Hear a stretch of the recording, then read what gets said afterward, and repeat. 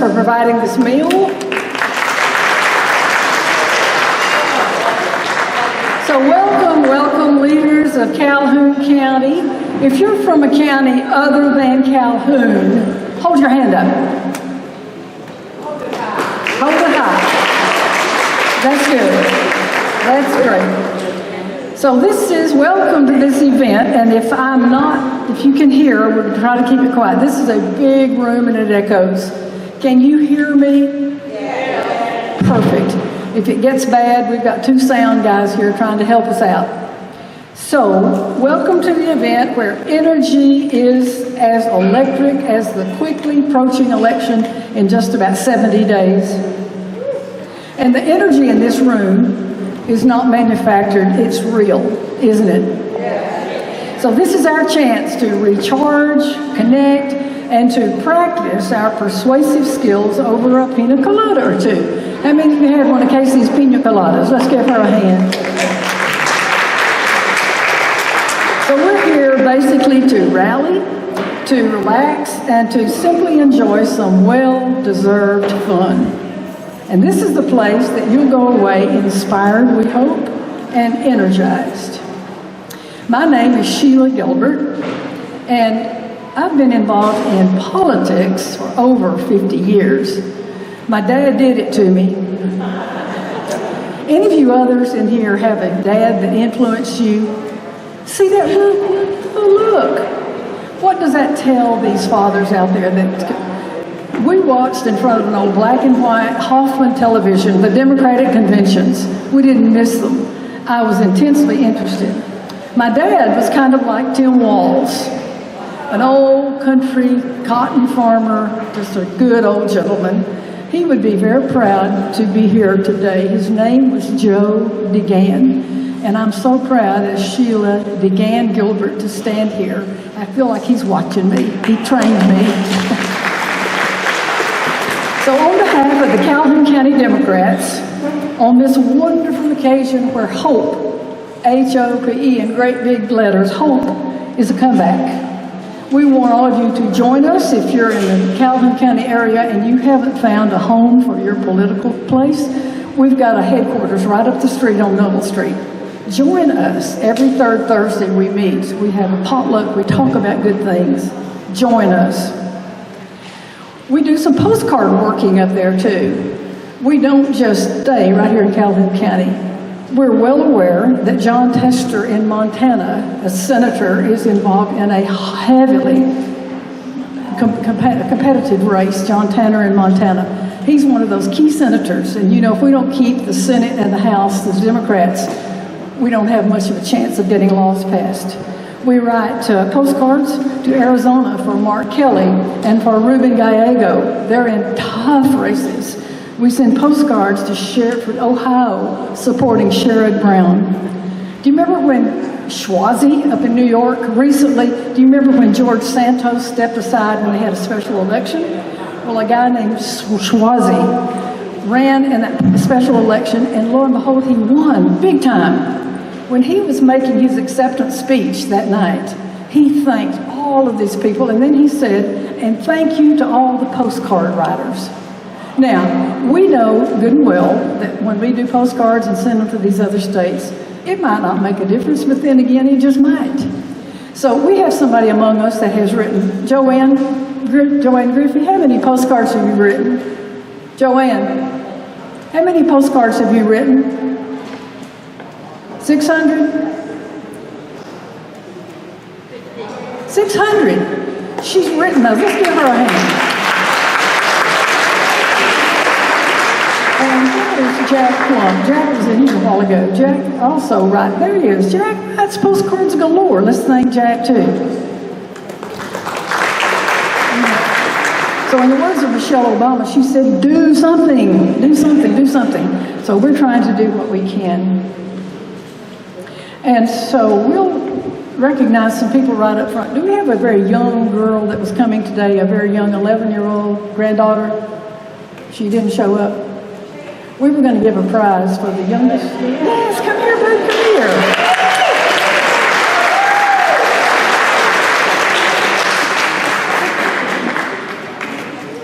Look at Morgan. How old are you? 11. Look at Morgan. She's 11. Let's give her a hand. Do you like Kamala Harris? You like Kamala Harris? Yes, ma'am. Well, we wanted to. Is there anybody here younger than 11? Now let's try to do this. Let's try the oldest. Is anybody here over, let's say 90? Anybody here 90 or over? Anybody here 90 or over? Okay. Let's take it a step further. Is anybody here 90, 91? Hold your hand up. 91? 92? 93? 94? Georgia! Look at that. Look at Georgia Calhoun, all decked out in her pearls, her green color. We have a little,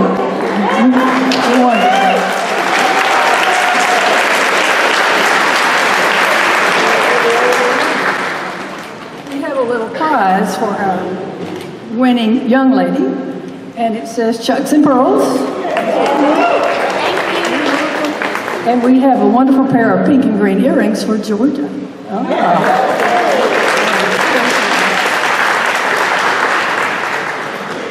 So Morgan, we hope you stay involved in politics, and we may see you one day in place of Kamala Harris. That would be nice. Yeah. So what a beautiful crowd you are. You're wonderfully, powerfully inspiring women. I know you are.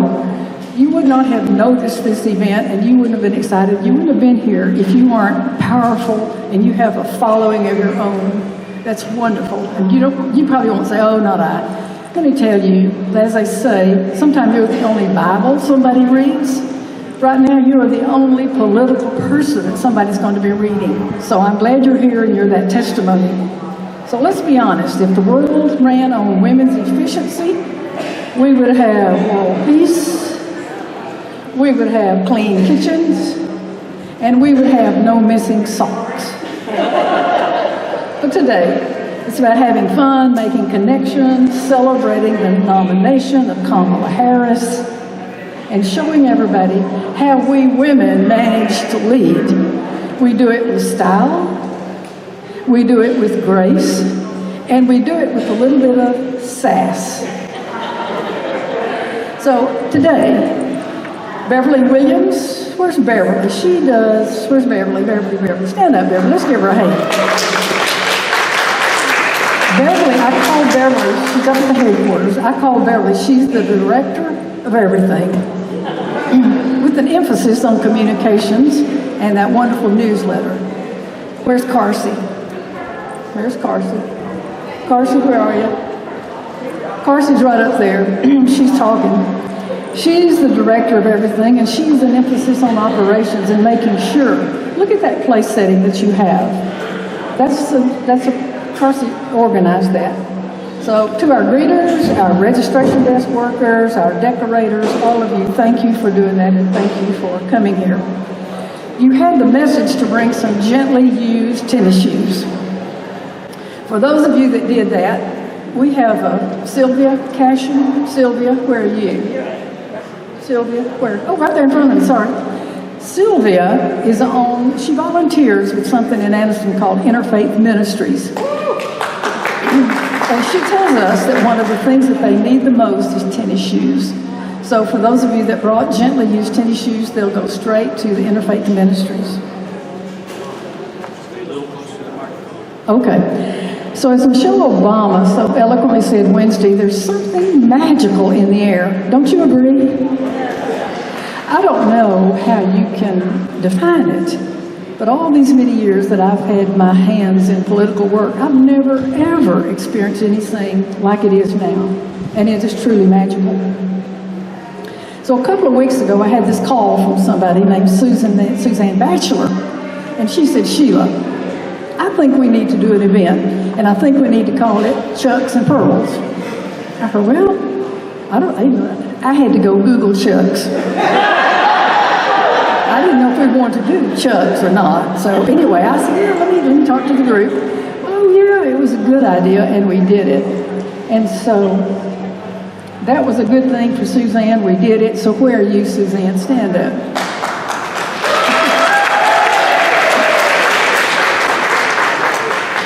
You know, somebody has to think of something, and I was so glad you did that. Thank you, Suzanne. So in further honor of Kamala Harris, a member of the oldest and the most prestigious black sorority for black women is called AKA Alpha Kappa Alpha. Their colors are what? Pink and green. So we did the balloon arch for you in pink and green. We've used a lot of the decorations to do that, so we hope you'll take a photo in the middle of that before you leave, and we've got a little sign right here that says, we'll let you hold this sign that says Chucks and Pearls.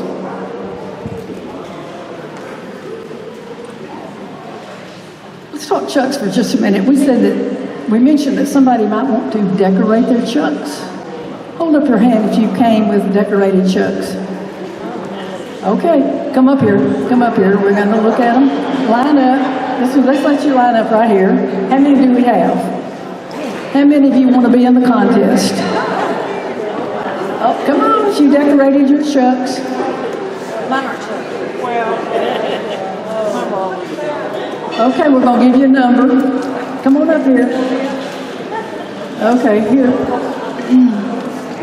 You'll be one. Let Paige have one.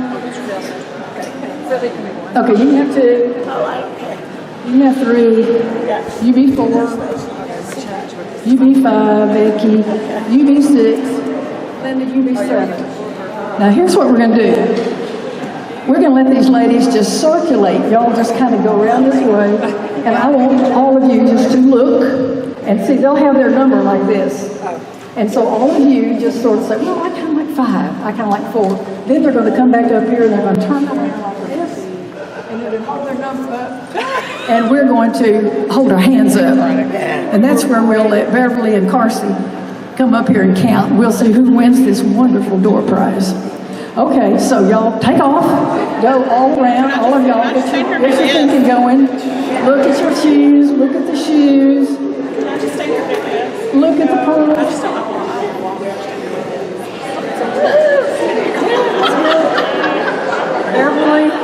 Beverly. Who's there? Oh, we've got a good first place. Y'all keep looking. Y'all look at the shoes. Look at them. Look at them.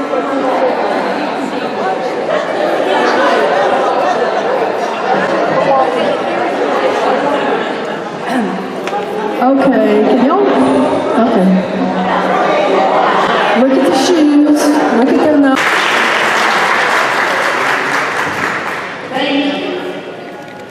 Can everybody hear me? What an amazing experience, and I truly want to thank everyone who supported me to be your delegate. It was an amazing experience. And I know we're supposed to wear pink and green, but I am wearing the t-shirt that Terry Sewell gave the delegation during roll call when I was proud to help be part of nominating Kamala Harris for our next president. I have so many things to share about the feelings in that room and to be in the presence of presidents, to hear Michelle, to hear Hillary, to meet these people and see the energy and the joy, and to look from our seats and see the diversity and the beauty of our party was so inspiring and amazing and wonderful. We had long days. It started at 7 and it usually ended about 1 o'clock in the morning, so I'm a little tired. At our breakfast, we had some amazing speakers, Amy Klobuchar, Debbie Wasserman Schultz, and Jasmine Crockett. And those are just a few. Every day, it was an amazing, I was so proud to be part of this delegation. And I have lots of stories to tell, but I have something much more important to say. 73 days from now, we vote. And we have a lot of work to do. And in Alabama, there's a lot of people who don't believe we can make a difference. Well, I want to tell you how we're going to make a difference. If you know anybody who is in Pennsylvania, who's in Michigan, who's in North Carolina or Texas, who's in Georgia or Florida, we need to reach out to them and we need to get them to the polls. We need to get them to vote sorry, not to the polls. We can't trust the polls. We can't stop working. And Alabama has a long journey. We have to start from red to purple to blue like Georgia did. And it is going to take work. But you know what we can do? Voter turnout has been abysmal in this state for both parties. The Republicans are comfortable and they believe that they know they're going to win every election. So we need to vote. We need to start showing our growing power in this state. We need to take every person we can take to go register and vote and start showing and claiming our power. Because we are not a party of hate. We are a party of joy.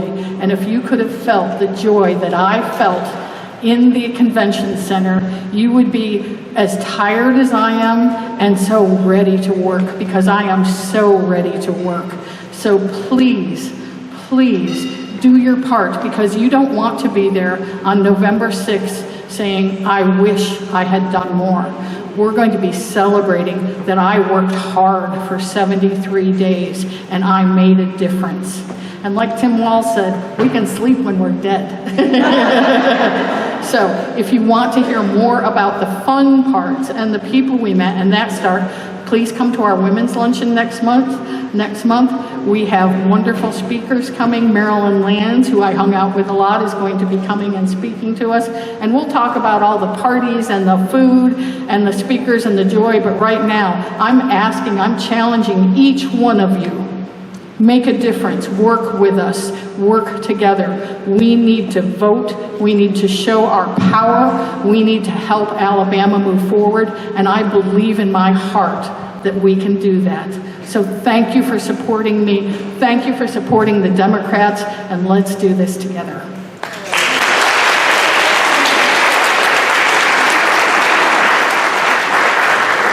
Sierra Smith was also one of the delegates. Sierra hadn't she shown up?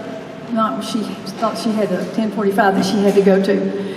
But it was nice to have both representations there. So we were lucky to get 2 delegates from Calhoun County. So bringing this excitement now down to Calhoun County, our first speaker is someone born and raised in Addison, Alabama. This young lady had no inkling of where her life would lead her when she left her home in Florida and went to Florida A&M University.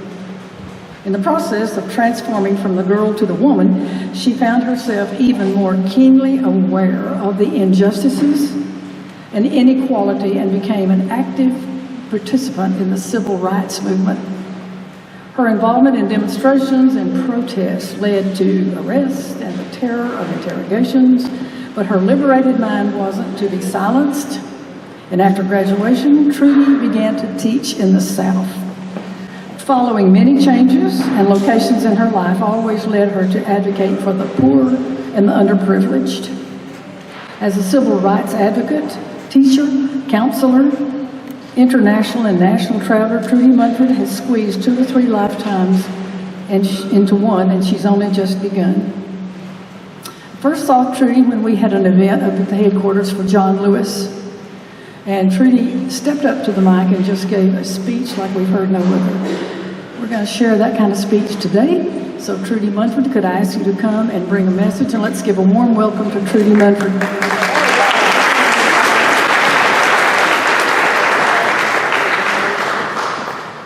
I tell you, I'm trying to figure out the whole time I've been sitting over there how I'm going to use this microphone, because I really do want you to hear me. And I would like to also add, can you hear me? Yes. Okay. Sheila called me on the phone and she said to me, I want you to be a part of this program. And I said, you do? She said, but I want you to know now, there is no air conditioning. She told me, she said, the acoustics not too great. She said, but we will give you something to eat. And then she went on to tell me I had 15 minutes. She said, so we want you to get it done in 15 minutes. And then I told her, I'm Afrocentric. And not only am I Afrocentric, I am Black Baptist member. So you know that in itself means then that we'll go to church on Sunday and we won't end until Friday. And she gave me 15 minutes. Okay, but on the other hand, one of the things I'd like to say is let's put I want to use Steph Curry. We want to put Donald Trump to what? Sleep. We want him gone. So we want to put him to sleep like Steph did in the Olympics when he shot that ball. Did he put him to sleep? We want to put Donald Trump to sleep. Aniston, we're not going back. We're not going back. Calhoun County, we're not going back. Anywhere else, we're not going back. Alabama, we're not going back. And I'm not going back. Now, what I mean by that, we want our freedom to vote, all of us. We want freedom, reproductive rights. We want freedom to love who we love. And we want freedom for the LGBTXYZ community. We want freedom to breathe clean air. We want freedom to drink safe water. We want freedom for public education.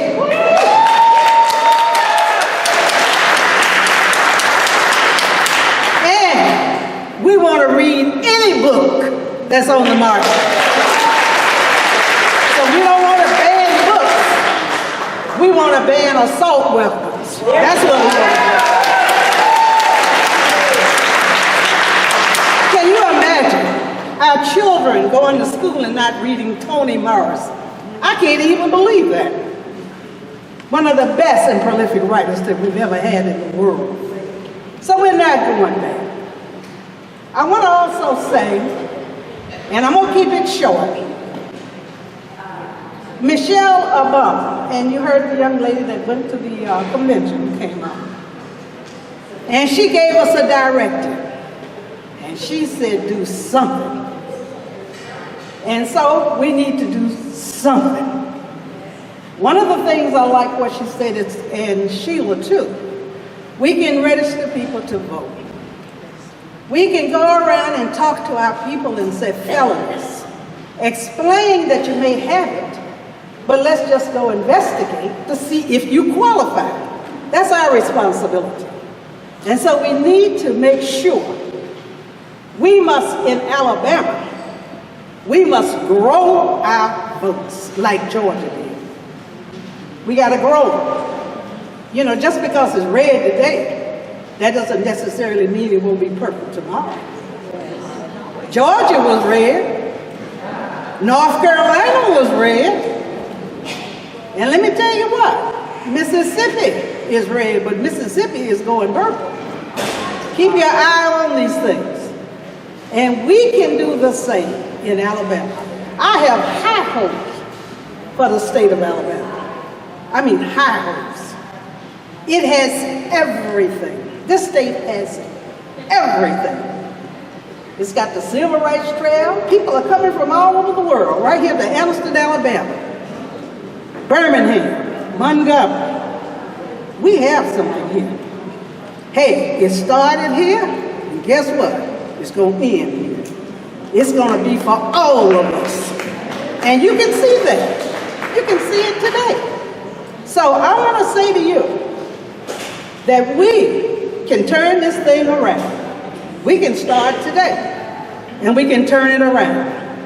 We can go out and encourage people, find them, You know, sometimes we always think they want to come to us, but we may have to go to them, wherever that is.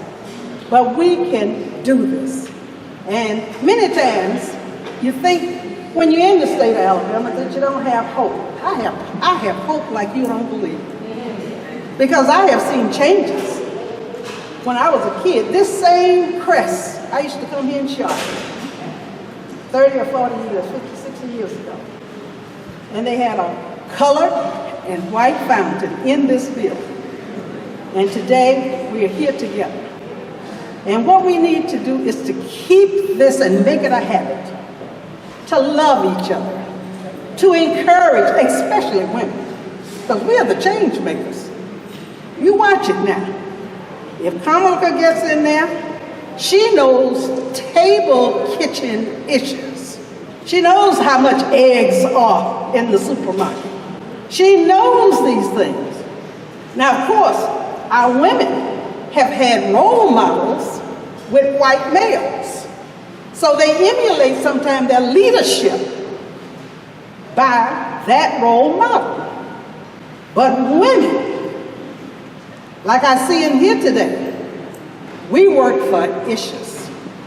We don't work for power and wealth, but women work for issues. So I'm going to encourage all of us to not talk it, but put a little action behind it. Get out there and do something.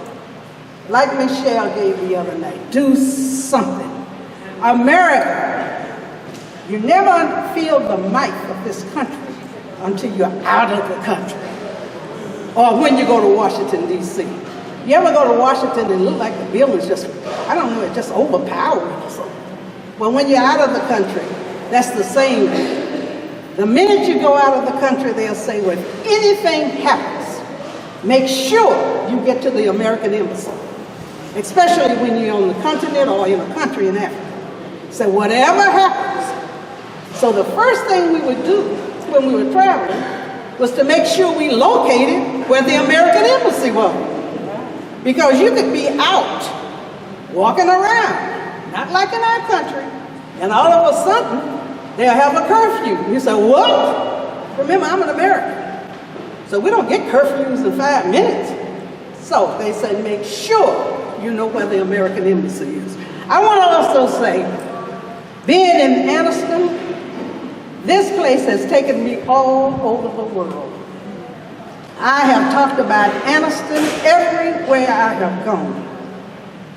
When I first left here many years ago, I went to a place called Buffalo, New York. And I never acclimated to the weather, so don't even bother. I am a sun person. So I didn't acclimate to the weather.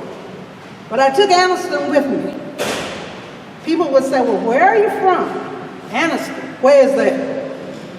And then all one has to say is the burning bus. And guess what? They knew where Anniston was. So this place has so much potential. It has so much to offer.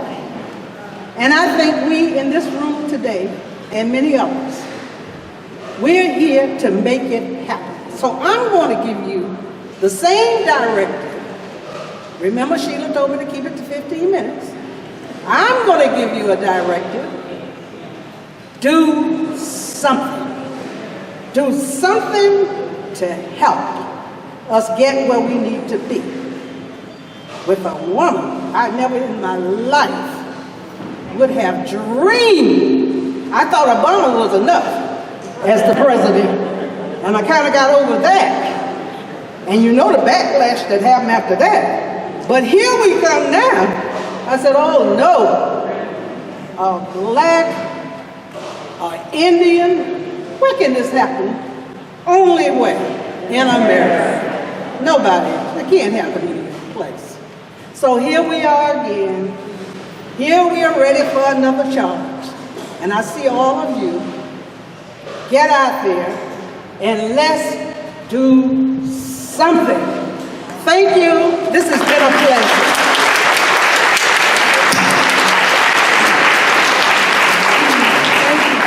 Thank you for your good words. I see Manuela Burton circulating among the group. Where's Manuela? Manuela. Where did she go? She's going to, where? There you are, Manuela. Look back there, see Manuela. She's running for the Calhoun County Board of Education, and I think she's been passing out cards for you. So Manuela is going to do something. Thank you. Thank you, Trudy. That was good message. And we're going to try to do what Michelle Obama said, and we're going to try to do something. Our next speaker is no stranger to Alabama. She had the prestigious honor of serving as the First Lady of Alabama as the wife of Governor Jim Folsom Jr. from 1993 to 1995. If any of you have ever heard Jim talk, he has this wonderful Southern accent. It's wonderful. I'm sure he would say behind every good governor, there's a woman. And she's here today. So, Marcia, thank you for serving Alabama in such a wonderful way that always made all of us proud. When serving as First Lady, she launched the first governor's office for children and families, which had for children and families, and it's grown to be 14 operational agencies over the state. She did many other great things while serving in the capacity of First Lady, and after leaving that office, she didn't just stop. She's kept working, and she embarked on a very ambitious business venture as the head of something called Resources Fiber LLC, a company devoted to growing and processing bamboo for flooring and other products. The idea that she shares with her partners is to grow bamboo in Alabama, establishing a new crop for farmers and reducing the amount that is imported for processing. She was responsible for leading a 35-member sales force of the women's apparel label called Doncaster, and she achieved $1 million roundtable status for 2 consecutive years. Marcia was the Democratic nominee for Congress from Alabama's 4th Congressional District. She was the first woman in the state to raise $1 million for a political campaign. She was elected to represent the state of Alabama at 3 Democratic national conventions. So Marcia sits on all kinds of boards. She's from Coleman, and she has kept working and doing so many good things for the county for Coleman. So let's welcome Marcia, the former First Lady of Alabama and a good friend, Marcia Folsom.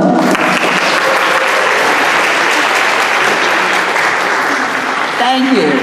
I want to fill in a couple of gaps too while I'm here in my background.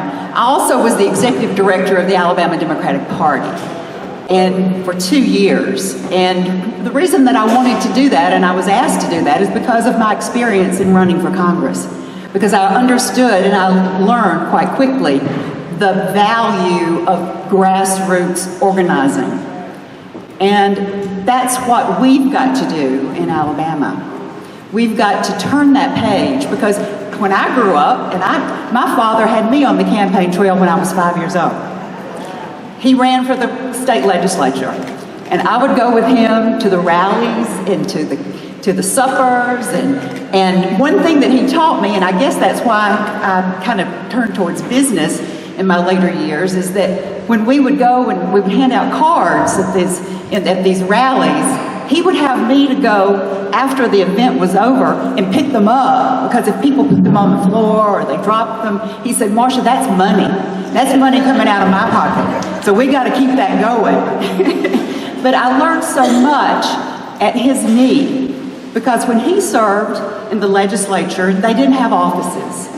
Your office was wherever you were. Well, he was a farmer, Sheila. He was a cotton farmer. And so his office was the front porch of our house. And his constituents would come and sit on the front porch and talk about the issues that they cared most about. But he always let me sit. He said, now, Marcia, if you'll be quiet and you'll listen, I'll let you sit out here and hear what folks are thinking about. And I learned at a very, very early age that if you are going to be a responsible, effective leader, you're going to listen. You're going to listen and you're going to understand and try to walk in those shoes. They may not always fit, but you can try to walk in other people's shoes so that they will understand and you will understand and you'll grasp a knowledge of what is needed and how you put yourself on the path to service. So that's where I learned how to put myself on the path to service. And of course, I met this great guy. Of course, I grew up knowing him, but I never did really care about him. I'm 3 years younger than he was, and I was a good friend of one of his younger sisters. And lo and behold, we both had graduated from college, and I was working in Tuscaloosa, and he was in Birmingham, and we arrived at Coleman, Alabama one weekend, and his sister just so happened to fix us up, and I married Jim Folsom. And I jumped into a very political family, but I also jumped into a family that believed in public service. And so I'm really grounded and steeped into the purpose of public service. It's not about me. You know, Bill Clinton said me, about how Donald Trump likes to say me, you know, tuning up like the opera singer does. Well, public service is not ever about me. It's about we. And that's how we can be more effective. I have to say that I'm so proud to be with all of you here today. It's been a while since I've given a political speech. I told my husband when I was leaving the house, I said, you know, this is going to be fun. I haven't done this in such a long time. I am energized because you know why I'm energized? Is because we have a ticket to win. We have a ticket to win. You know, I have to say, after I didn't get to go to the convention this time, I've been to 7 in my years, and this one I thoroughly enjoyed because I stayed up late at night and I would watch every speech. I couldn't believe that the enthusiasm you could feel. Couldn't you just feel the enthusiasm coming out of the television? I mean, it was just amazing, the energy. And the week after Kamala Harris was actually our President Biden asked her to be, or really said anointed her, really passed the baton to her as our nominee. There was a phone call. There were many calls that week, and I participated in a call with white women for Kamala. And there were over 200,000 women. We broke the internet. It raised $10 million. But during that call, there was it was like what Michelle Obama said, do something. But one of the things that they said to do was, first of all, is really a 3-point plan: register people to vote, call people, and thirdly, do something. So I decided, you know, I'm going to do something. So I have formed a group called the Alabama K-Hive. Does everybody know why Kamala's fan base is called K-Hive? Back when she was running for U.S. Senate, her fan base started calling her the K-Hive. They call themselves the K-Hive, kind of like Beyonce, the Beehive. So what we've done is we formed a group called the Alabama K-Hive, and we're going to swarm Georgia on the weekend of September 20 through the 22nd. And I have a flyer here that tells you all about it, but the important thing is the reason I brought it, because I didn't bring enough for everybody, but there's a code here that you can scan and you can register to go with us. We're going to have a bus that's going to leave from Birmingham, but if you would like to drive yourself, we're getting together with the coordinated campaign in Georgia, and they are going to help us identify where we need to go. We're gonna hit the streets. We're gonna do phone banks. We're gonna do whatever they want us to do, because they're gonna guide us. The campaign is going to guide us. So really, what I'd like for you all to do is to consider, if you can't come, We can connect you with the coordinated campaign that will provide you with those names, and I'm sure that Sheila's already done this because she's on the ball always.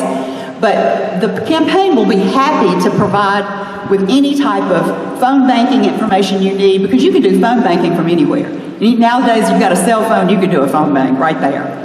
So just understand that there are ways that you can be involved. If you can't go somewhere, you can do something while you are at home. And so I'd love for many of you to join us, but at the same time, I don't think that you have to come with us on that one weekend, because I'm not going to stop there. There's some of us that want to go on to North Carolina. There's some of us that are going to want to go into other areas of Georgia. But this is a start. This is the way to open things up and let people know that Alabama women care about this country, and that Alabama women can make a difference. Yes, we need to make a difference right here at home, but we need to get the confidence that we have and the energy that we have to put it right here at home. Because, quite frankly, when I was growing up, everybody was a Democrat. that was unheard of, that you had Republicans around. I mean, unfortunately, my grandmother was, but my dad became a Democrat because of Harry Truman. He was in World War II. My father was a veteran, and he became a Democrat because of Harry Truman. And so he steeped in us an understanding of what democratic politics and being a Democrat was all about. These are times that make us so proud. I can't tell you how many tears I have shed, mournful tears I have shed in years past. Remember how it felt to wake up the day after the election in 2016? I don't want to ever go there. It was 2 weeks I was in mourning. I even went, then there was the march, the Women's March. Well, of course, I participated in that. My daughter went to Washington, my son marched in New Orleans, and I went to Austin, Texas. So we were covering the bases on that day of that march, but just crestfallen. I mean, and I remember I took my mother, my 84-year-old mother, to vote on that election in 2016. And she was so excited about the fact that she was going to vote for a woman to be president, a Democratic woman, Hillary Clinton, to be our president. She was crestfallen, as many of us were. And I think that about my mother and father now looking down from their heavenly home, and I'm sure they are so proud of what's going on and what's happening, because we have another opportunity. We have a second chance. And it's not just about electing a woman, but sure, that sure does make me proud. But also, I think that we need to also remember that we need to honor and we need to thank our President Biden. Joe Biden.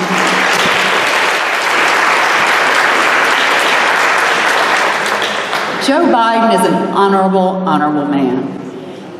And I've had the fortune to meet him, and he is such a charming and wonderful, and you can just feel when he looks at you in the eye. Sometimes politicians will look over your shoulder to find the person that's coming next. That's not Joe Biden. He is sincere, and he loves to be in public service. And, consequently, he's been in public service for a long, long time. But I think that we need to honor him. We know that he chose Kamala Harris to be his running mate. And he knew, and he had the confidence in her to be that running mate. And that tells a whole lot. These people who say, oh, well, she's not qualified. Well, heck yeah, she's qualified. She's been vice president. She's been the last person in the room when everybody else leaves the Oval Office and there's a big decision to be made. She's there. She's been there. And that's where he knew that he chose a person who was one heartbeat away, just one heartbeat away from the presidency. That's qualification enough, my friends.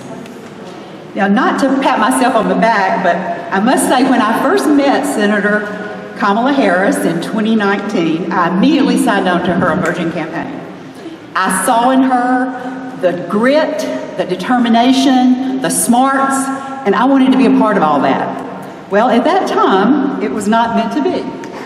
But when she was selected to serve as Biden's vice president, I knew then that she would emerge as a solid partner in the administration.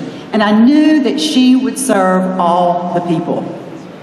As she said in her acceptance speech, when she served in the county prosecutor's office and she would go before a judge, she rose and said these 5 words, "I'm Kamala Harris for the people." She has lived that for the people. She's now prepared to lead us from the experiences she gained in the courthouse to breaking that glass ceiling to the White House.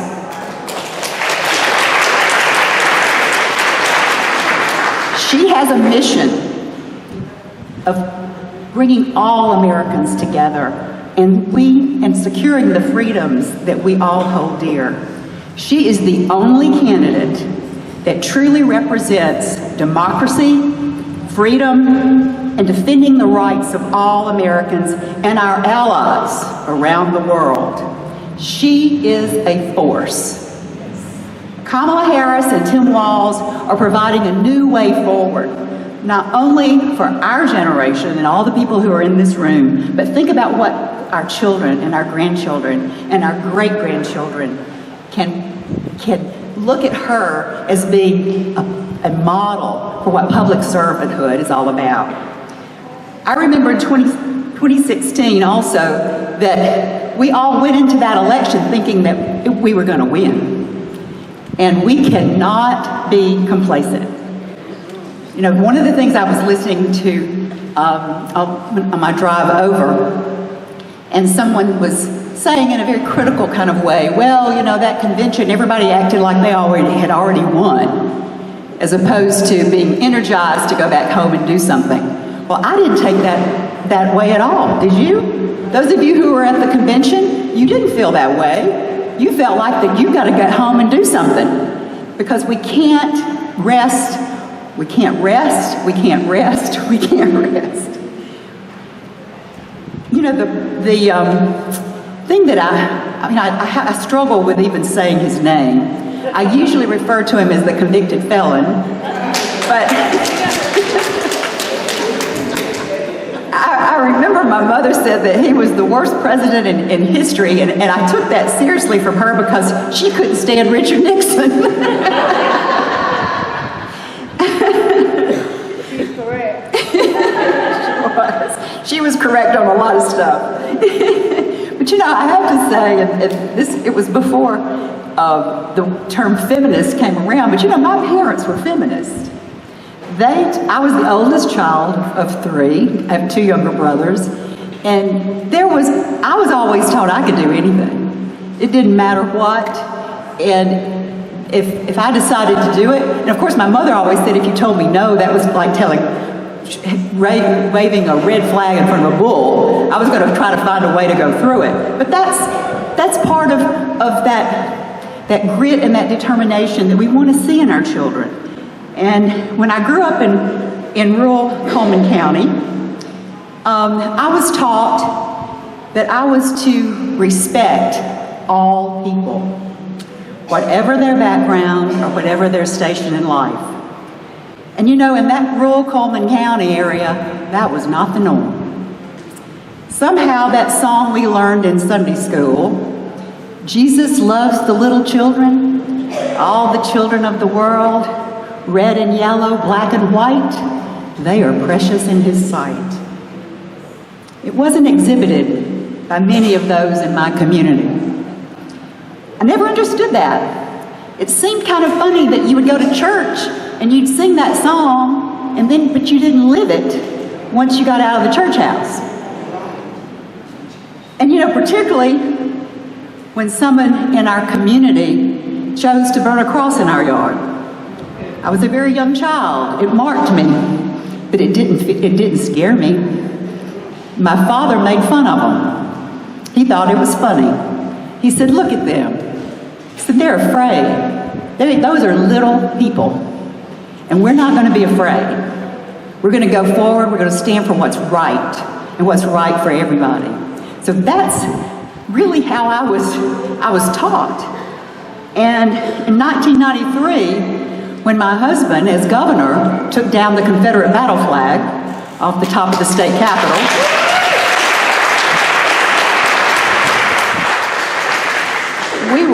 we were subjected to all kinds of threats.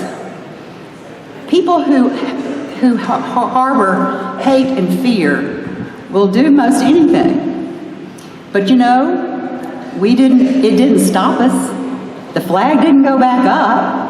And we are, at that point in time, had that flag still been standing there when Mercedes was looking at Alabama, do you think that company would have come to this state?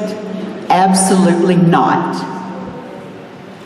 You know, I say that and I bring that up not to garner any sympathy or anything like that, but I just want to illustrate the fact that here in Alabama, in 2024, we are still seeing the vestiges of racism exhibited every day by those who are supporting the convicted felon.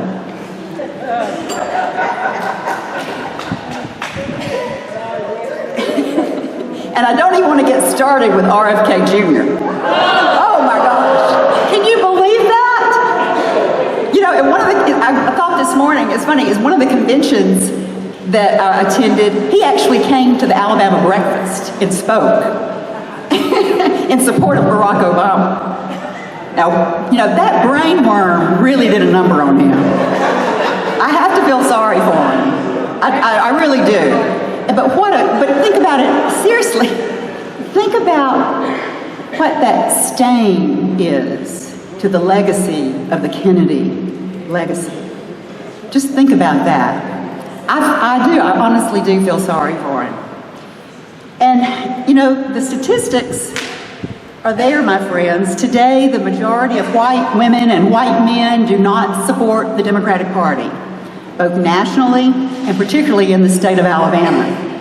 You know, the former president, the convicted felon, has given permission for racism to show its ugly head again and again and again. And why? For what purpose?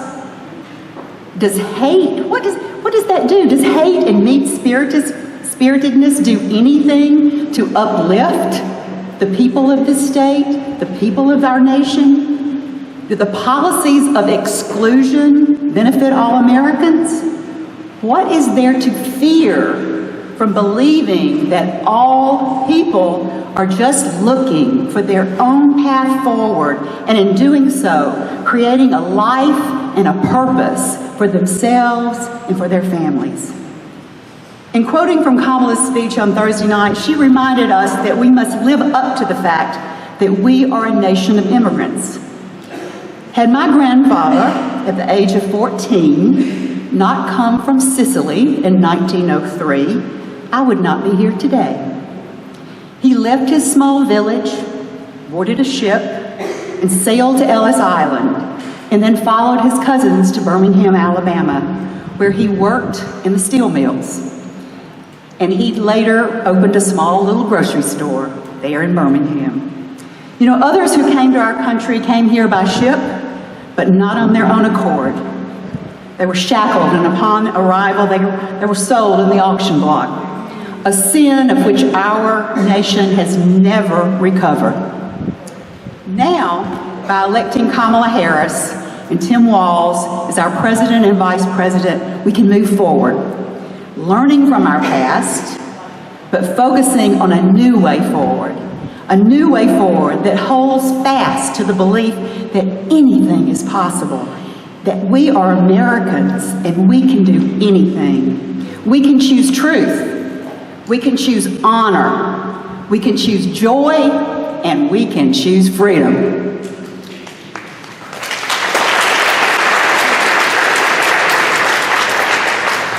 Didn't you just love hearing Kamala talk about advice and counsel, I would say, from her mother? Did it remind you of your own mother's advice? You know, I know, hearing some of the things that she said, I know that her mother was from India, but it had to be from the southern part of India. She just sounded like a southern mom to me. Because when she said that her mother told her not to do anything half-assed, I burst out laughing. You know, how many times did I hear that? And I'm sure many of you heard that when you were growing up. But before I close, I must also say I do love Governor Tim Walz. You've got to love the guy. Has he not been fantastic?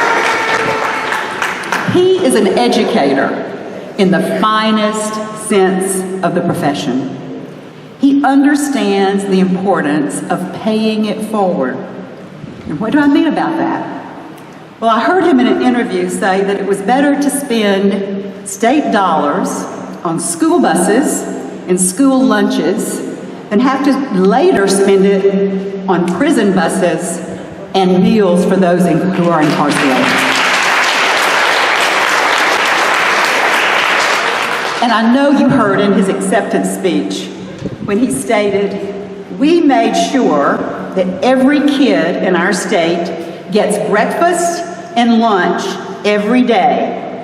So while other states were banning books from their schools, we were banning hunger from ours." That is powerful.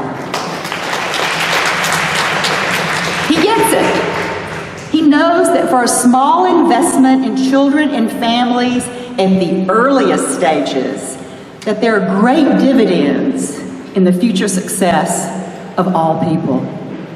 In closing, I would like to leave you with these thoughts about our nominees, Kamala Harris and Tim Walz. They both exhibit the finest attributes we should look for in people who we select to serve our nation.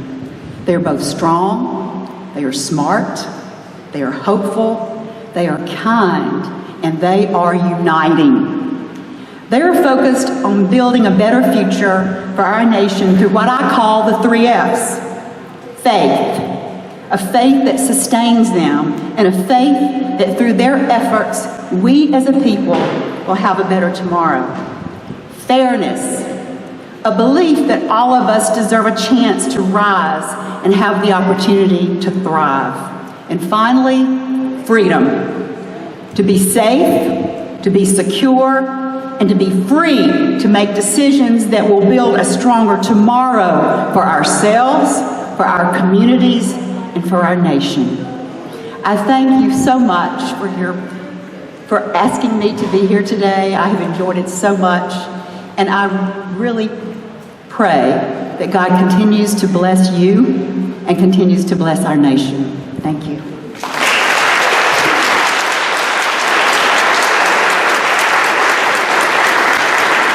Very, very good. Isn't it nice to have somebody bring a refreshing message to us? And Trudy, thank you, and Marcia, let's give them another hand. So, Carsey, I think we had some door prizes, didn't we? Carsey, door prizes? Door prize? What about the ticket on the back? Is there anyone that doesn't have a ticket? Okay, bring them to me, please, and we'll see who gets our door prizes. While she's doing that, let me tell you, we've got these things up at our headquarters, and it's called the Voter's Guide. A lot of you have been asking, what about absentee voting, and what about this, and what about that? It's just a really good little booklet of 2024, and you might want to look at that. There, we have plenty up there. We also have some Harris and Walz signs. Now, the one like this. We're going to ask Marcia. Trudy's already autographed it, but we're going to ask Marcia to autograph this, and then we're going to auction it off. And we'll see if any one of you wants to take a special Harris Walz sign and put someplace in your yard or something like that. Marcia, would you be willing to autograph this? All right. I won't mess it up. So we're talking about all these different places that have to have Erie County, Pennsylvania, and Gwinnett County, Georgia. Those are 2 counties. If we don't win those, we probably don't win the presidential race. So if we get into the postcard thing and we want to send them to Pennsylvania, by all means, Marcia's really onto something by taking a group over to Georgia, either Columbus, Georgia, Gwinnett County. Those counties that are swing states are absolutely, totally critical for a presidential win. Here in Alabama, we don't really matter because we're going to do what we're doing.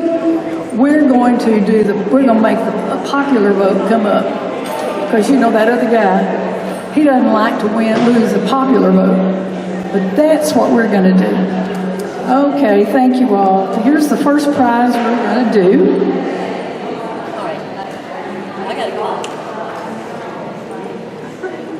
All right, I'm calling Sheila on something. I think that we can turn Alabama purple this time. The Decatur Daily reported today that, and I left my glasses on the table, but that Kamala is ahead. She's 53.2% of the vote, against 48.75 for the convicted.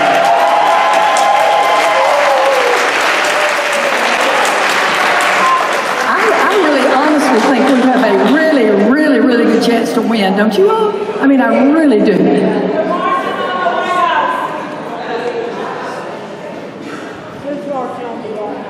What?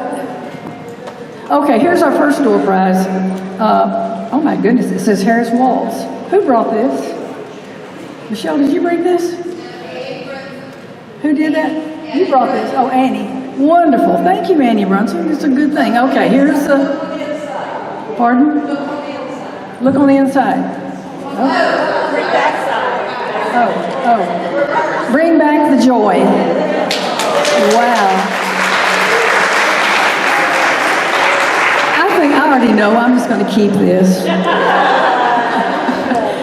Okay, you got your tickets ready? All right, this one would be, and you just look at the last 3 numbers, 385.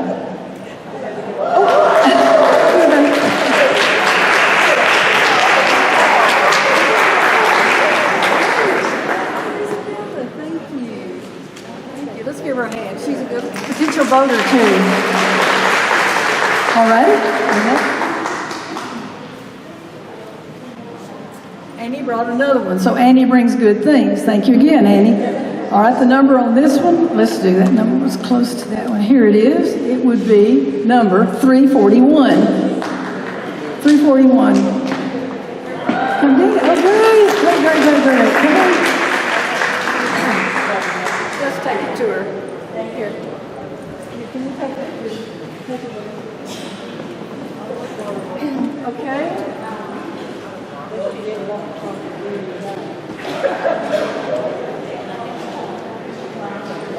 Annie, what would we do without you? Annie has another one. This one? This one is what?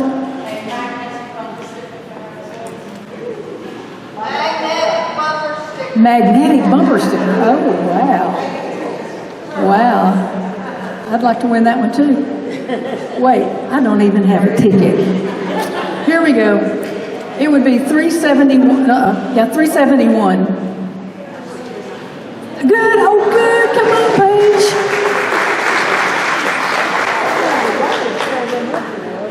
I'm so impressed with all these decorated shoes that you all did. We ought to have a real. Oh, congratulations. Okay. Annie, is this the same thing?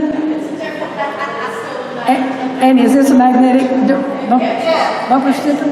Okay. Is it a Harris Walls? Harris Walls. Wow, you are on the ball. All right, here we go. This one would be 332. 332. No? No? Okay, here's another one. Here it is, right here. Oh! Oh my goodness. Was that Georgia? That is. Georgia? Yes. Good for you. Let's give Georgia a hand.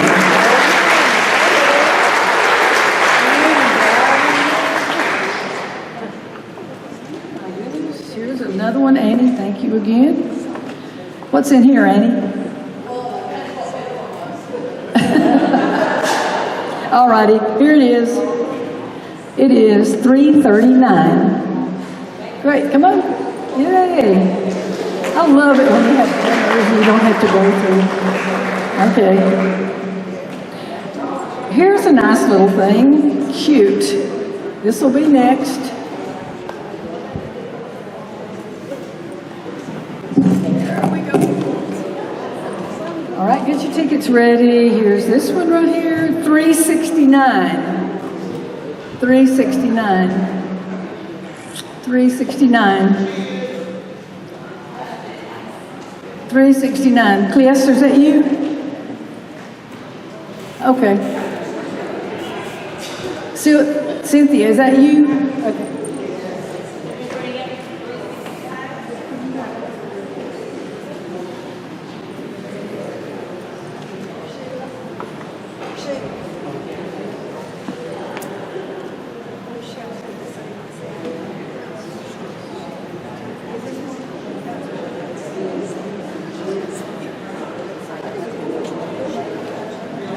Okay, here's another tote bag, which is a really neat little thing to... Nothing that I ordered for today came in, so I brought one of my others that I collected. So that you can be environmentally proper. Environmentally proper, so a cute little tote bag. Thank you, Michelle, for bringing this. And the one that gets it is holding the ticket number 392.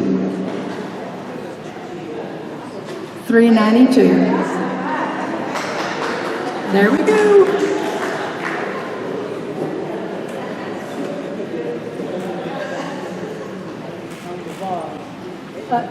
Did you put stickers on the chair?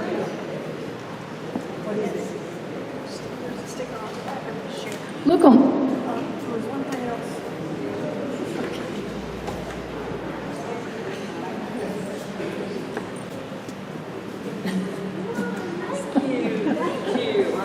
Is there something else? That cute little centerpiece on the table. Will you look on your chair, and if there's a little dot on the back of your chair, you're the one that gets the centerpiece.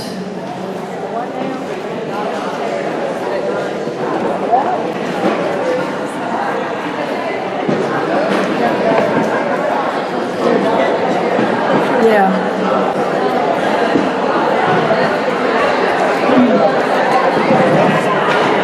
Okay, did you find her? You've got a little dot on your chair, you get the centerpiece.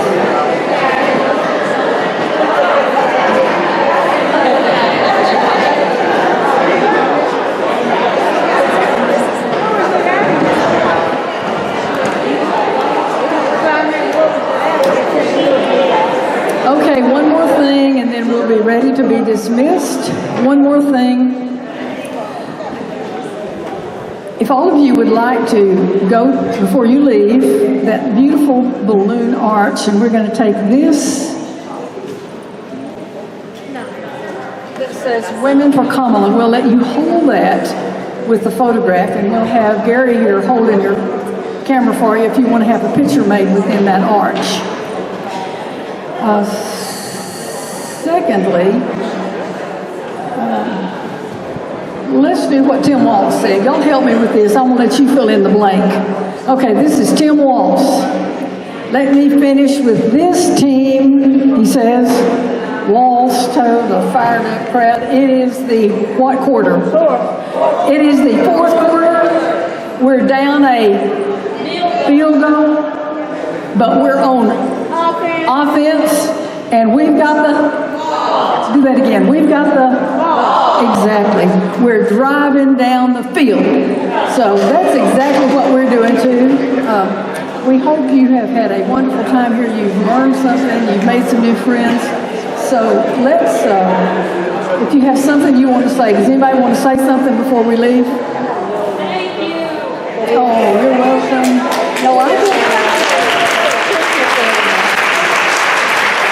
And thank you to our interpreter. Let's give her a hand too.